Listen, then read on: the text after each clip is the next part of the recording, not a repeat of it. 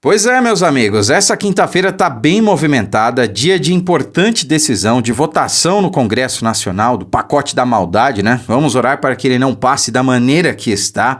O presidente Bolsonaro entrou na jogada, o Lira chamou ele para uma conversa, a gente não sabe exatamente qual foi o teor dessa conversa aí, né? Mas a gente já imagina, né? Mas se tratando do presidente Bolsonaro, obviamente ele se manteve firme em negar apoio a essa reforma do jeito que está, né?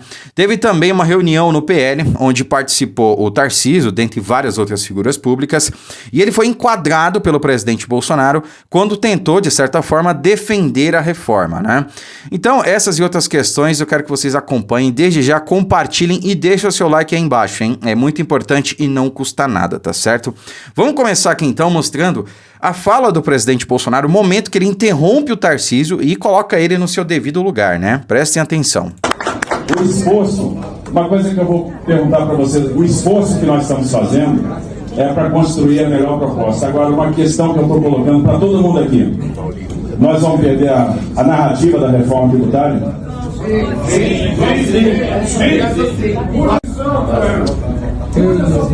Começou sendo contrariado, né? Olha só, vamos ver isso aqui. O Tarcísio não tem, com todo respeito, uma experiência política que muitos de vocês têm. Nós não queremos, nessa proposta que está aí, dizer que vai ser melhorada por emendas. Emenda não tem garantia nenhuma de aprovação. O que o Tarcísio está expondo aqui, eu conversei longamente com ele, essas possíveis emendas entrar agora no corpo da PEC junto ao relator. E não dá para fazer a torre de caixa. Eu vi ontem na televisão o Arthur Lira, eu estou muito bem com ele, falando, olha, a proposta vai concluída por volta das 18 horas, mais de 100 páginas. Com todo o respeito, muitos de nós, eu também, eu não consigo ler essa proposta, e entendê-la, ser um bom técnico do meu lado. E a mesma coisa a maioria de vocês. É isso que ele está expondo para vocês aqui. Eu passei 28 anos no parlamento e nunca se chegou à conclusão sobre uma reforma tributária.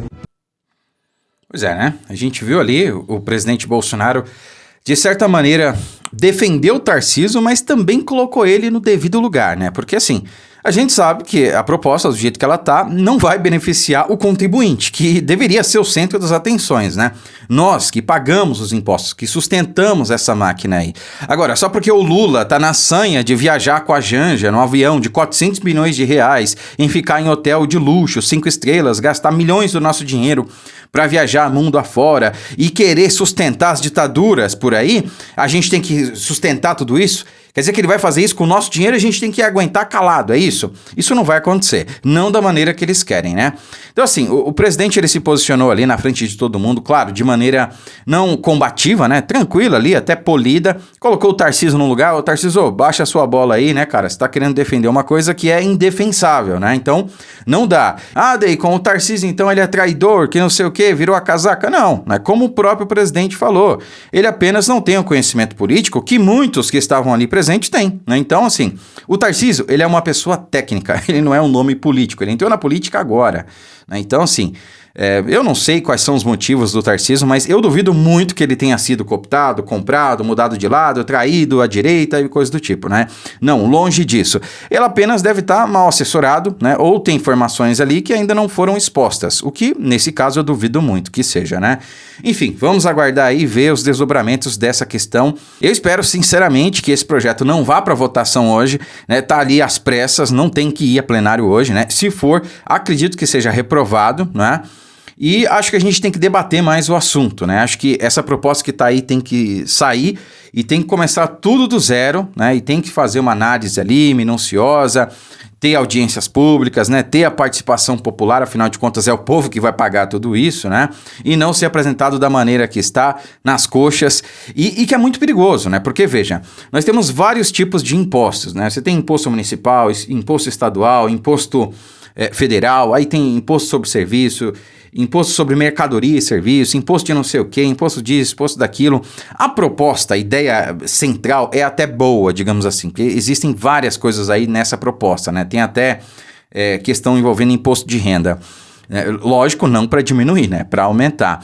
Mas veja que uma das ideias centrais, que é até boa, é unificar os impostos, né, para simplificar a coisa. Mas talvez o Tarcísio, a equipe dele, não saiba que vai ser um perigo fazer isso aí, da maneira que está sendo, né, apresentado. Porque olha só, você tem, por exemplo, sei lá, uma lojinha ali que vende algum produto. Daí você tem um outro comércio que vende serviços, né? E o imposto para esses dois comércios são diferentes, né? Um paga o IS e o outro paga ICMS, né? Então, assim, um não paga o outro e vice-versa. Então, quando unificar, vai ser um imposto único. Aí vai somar, será que vai somar o IS que uma loja paga e o ICMS que a outra paga? Então, assim, vai somar os dois, como que vai ficar essa situação? Será que quem pagava apenas o imposto vai passar a pagar os dois? Como é que vai ficar essa somatória? Né? Como é que ficaram divididos os recursos? Tudo vai ficar centralizado no governo federal, que vai ter o poder nas mãos de destinar essas verbas para os municípios, né? Que é onde é gerado a maior parcela, maior fatia do bolo, né, de impostos nesse país. Né? Então, assim, é complicadíssimo essa proposta da maneira que está sendo apresentada, sobretudo por uma PEC, que depois vai ser muito difícil mudar, né? Essa é que é a questão. Então precisa ser analisado a fundo, tá? E quem não gostou, né, foi o público que estava lá, que acabou vaiando o Tarcísio, né? No vídeo não mostra, mas foi o que aconteceu, ó. Tarcísio é vaiado por deputados do PL em reunião com Bolsonaro. E além disso, o Ricardo Salles, ele realmente foi bem enfático ali na frente do Tarcísio. Veja só. Um dos que o mais apanhou no seu governo fui eu. Porque justamente estava nos ministérios cujo objetivo é enfrentar a esquerda. É muito mais fácil, sem nenhum demérito aqui o trabalho que foi feito, é mais fácil fazer estrada, ponte, ferrovia, do que combater a esquerda. Os ministérios ideológicos, meio ambiente, justiça, educação, cultura, é ali que a briga ideológica acontece.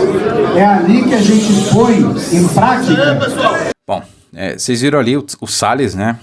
Falou na cara do Tarcísio, né? Foi um recado claro para ele, não foi nem uma indireta, foi um direto, né? Dizendo que é mais fácil construir estrada do que combater a esquerda. Cara, assim, primeiramente, o Tarcísio, todo mundo sabe que ele é alguém mais pragmático do que direitista. Né? Ele não tá para essa briga ideológica. Ele não é um Bolsonaro. Ele não é um Ricardo Salles, né, Salles? Então, assim, ele não tá para essa briga ideológica. Ele é alguém técnico, alguém que tá ali por meritocracia, né? E eu acho desnecessário esse enfrentamento, esse embate aí público do Salles, né? Dentro da direita, do Salles com o Tarcísio. Eu acho desnecessário. Né? O Tarcísio ele deve ter os motivos dele. Ele tá errado nessa questão. A gente não tá aqui para passar pano para ninguém. Tá errado. Essa reforma do jeito que tá vai ser ruim para a população, não pode ser aprovada. Então, Tarcísio, reveja aí os conceitos, né, governador? Não dá. Realmente a coisa tá ruim para a população. Mas, Salles, né, vale um puxão de orelha aí também, né, cara?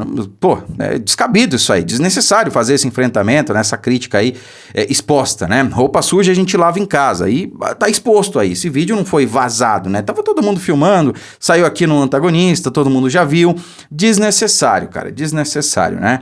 Agora vejam que o desgoverno tá empenhado realmente em aprovar essa reforma, porque de ontem para hoje liberou mais de 7 bilhões de reais, e eu não errei na conta, né? Ontem foi cerca de 2 bilhões de reais, antes de ontem, né? E hoje, veja só, Lula libera mais 5 bilhões em emendas por Pix em meio a votações no Congresso. Veja que absurdo. O governo do presidente Lula liberou o pagamento de 5,3 bilhões em emendas Pix na próxima quarta-feira, na última quarta-feira ontem, né? Véspera de votação da reforma tributária. Esse tipo de recurso é indicado por deputados e senadores enviados por estados e municípios sem transparência e fiscalização. Com a decisão do Palácio do Planalto, o dinheiro está pronto para cair na conta das prefeituras e governos estaduais, né? É isso aí, meus amigos. Essa é a realidade do povo brasileiro. Os caras estão pegando o nosso dinheiro para financiar aí o apoio de parlamentares. Essa é que é a questão, é isso que vem acontecendo. Ah, Deiko, mas são emendas impositivas, o governo tem que liberar de qualquer forma. Sim, mas ele está usando como moeda de troca. Ele está usando o dinheiro que é nosso, dinheiro do pagador de impostos, dinheiro do contribuinte, né, dinheiro de verba impositiva para os deputados como moeda de troca. Vocês não estão percebendo o que está acontecendo? Né? Legalmente falando, ele está comprando o Congresso. Né? Foi o que aconteceu no seu primeiro mandato. O PT comprou, através do mensalão, o Congresso, do mensalão e do Petrolão, né? E agora tá fazendo isso aí, só que dentro da lei, legalizado, né? Tá usando aí as verbas impositivas, as emendas impositivas, que antes era chamada aí de orçamento secreto e a mídia batia o tempo todo. Você não tá vendo isso aí sendo exposto na velha mídia, na Globo News, né? Na CNN e tudo mais, porque agora o amor venceu, né? Agora o amor pode tudo. Então são as emendas do bem. São 7 bilhões de reais distribuídos em 2 dias, só que do bem. É o amor, né? Quantas casas daria para fazer com 7 bilhões de reais? Quanto daria para pagar do Bolsa Família, que está atrasado, para milhões de brasileiros com 7 bilhões de reais? O que daria para fazer com 7 bilhões de reais? Quantos hospitais daria para fazer? Quanto não daria para investir na saúde? Quantas estradas não dava para pavimentar? Quantas escolas não dava para reformar? Quanto não dava para comprar de merenda escolar, por exemplo, para crianças, né? Esse dinheiro seria muito melhor utilizado nessa situação. Ou, por exemplo, para comprar a vacina da dengue, que o governo não quis comprar, né? É um governo que chamava o Bolsonaro de genocida, mas quem é que está sendo genocida? Quem está sendo genocida?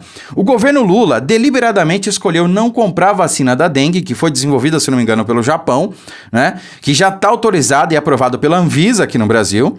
E decidiu, da cabeça deles, esperar a vacina do Butantan, que vai demorar mais 1 ano e meio, 2, para ficar pronta, né? Então, assim, quantas pessoas vão morrer por conta de não tomarem essa vacina? Porque o inverno vai acabar, vai chegar o verão, e aí vai explodir o caso de dengue no Brasil. Pessoas vão morrer, como já morreram esse ano, como morreram ano passado. Será que vidas não poderiam ser salvas, não podem ser salvas se essas vacinas não forem compradas, que estão ali, estão prontas, né, estão aprovadas pela Anvisa? Mas não, é melhor comprar apoio, né, para aprovar uma reforma que é de interesse do governo, não de interesse da população. E o princípio principal, né, ficou até redundante, mas é isso, o princípio principal da administração pública é remeter-se ao interesse público. Essa proposta, do jeito que está bem longe de estar no interesse público. Essa que é a questão. Curta, comente, compartilhe o vídeo, fiquem com Deus e até a próxima.